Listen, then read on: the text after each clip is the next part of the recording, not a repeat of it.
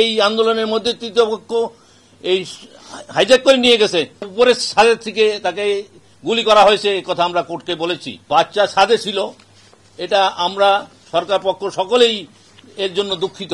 যেটা মারা গেছে তারা তৃতীয় পক্ষের গুলিতে হতে পারে, যেহেতু তারা একটা বাচ্চার ঘটনা কোর্টের কাছে প্লেস করেছে।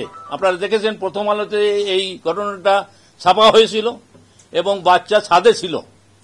তো এই আমরা বলেছি, তারা এটা দেখাচ্ছিল যে বাচ্চাও রেহাই পাচ্ছে না। আমরা বলেছি যে বাচ্চা ছাদে ছিল, এটা আমরা সরকার পক্ষ সকলেই এর জন্য দুঃখিত এবং আমরা মর্মাহত। কিন্তু এই কোর্টে একটা ছাদে কিভাবে সরকারের গুলিতে মারা যাবে এ কথা কিন্তু কোনো পত্রিকায় নাই। তো কে গুলি করেছে?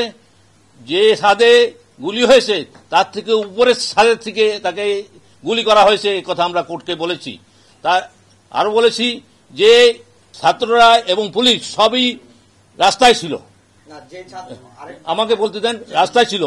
অতএব গুলি করে থাকলে ছাদে, উচ্চ ছাদের থেকে গুলি আসবে, তাহলে তৃতীয় পক্ষ গুলি করেছে। এই তৃতীয় পক্ষ আমরা যা বলছি যে এই আন্দোলনের মধ্যে তৃতীয় পক্ষ এই হাইজ্যাক করে নিয়ে গেছে, তার প্রমাণ হলো এই বাচ্চাকে কিল করার মধ্যে দিয়ে।